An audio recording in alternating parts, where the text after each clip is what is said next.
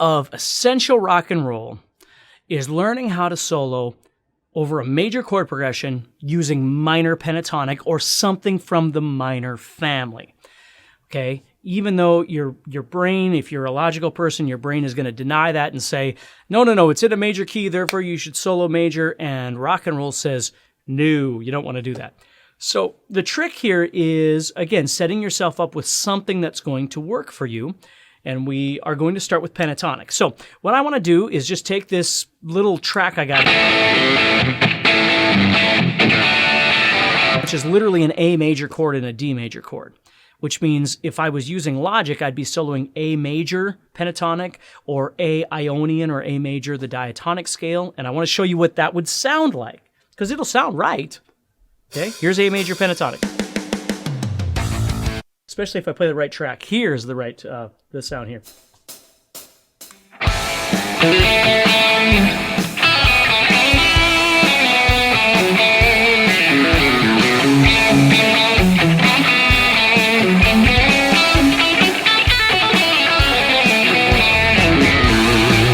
Okay, so that's A major pentatonic. Now I'm going to play A major diatonic, the do, re, mi, fa, sol, la, ti, do scale.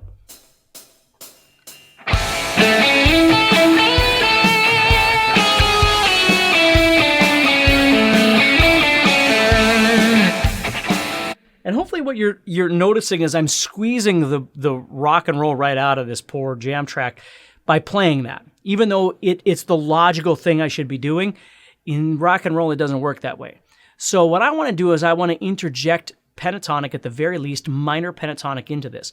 That doesn't mean I can't use major, because I can, but it means if I really want that flair of what minor or what rock and roll is, I need to add the minor pentatonic elements. Well, what is a minor pentatonic element? Certainly the minor third. That we need.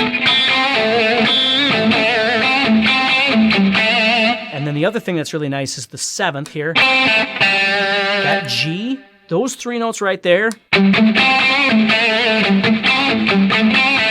are huge.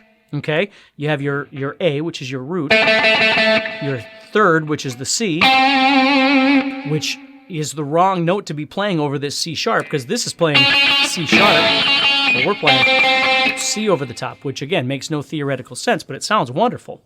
So those three notes, the third, the A, which is the root, or the seventh, which is G. Using those three notes, listen to those three notes over this track.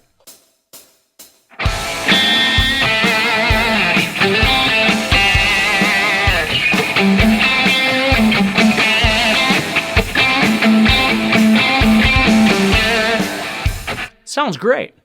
Now I want to add in all the other stuff too, though, right? I want my bending. I want all that stuff. Notice my vibrato is real wide. You know, a lot of attitude.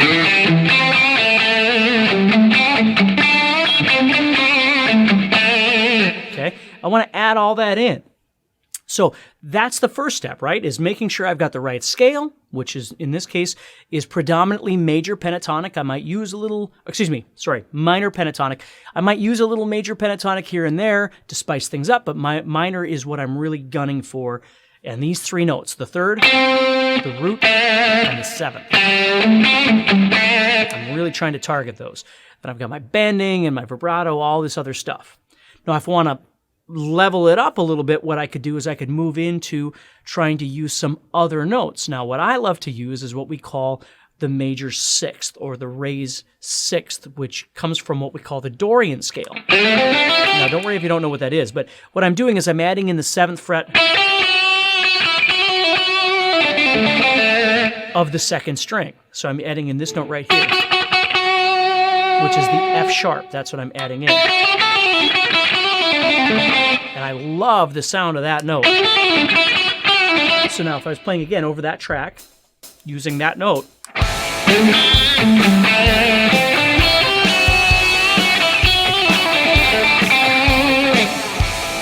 so I would totally add that in. And that gives me all my 3-note per string, you know, faster licks, all that kind of stuff. I love that note. And then I would raise it up again by adding in what we call the ninth, which would be the note B. So if you think about it, again, if you don't know your theory, don't get stressed out. I'm just playing 8-7-5, 8-7-5.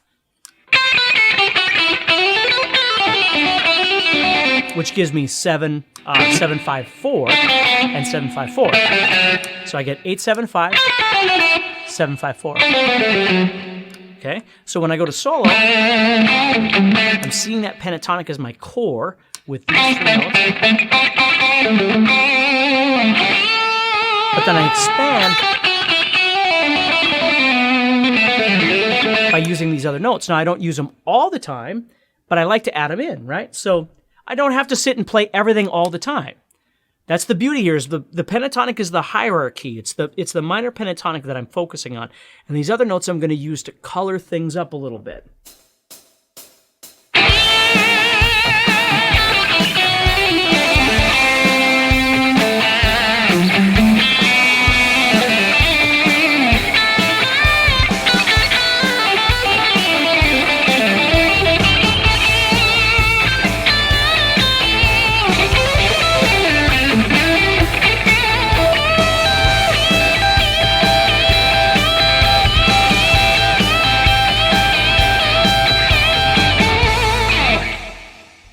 There's just a ton of really cool stuff that you can do.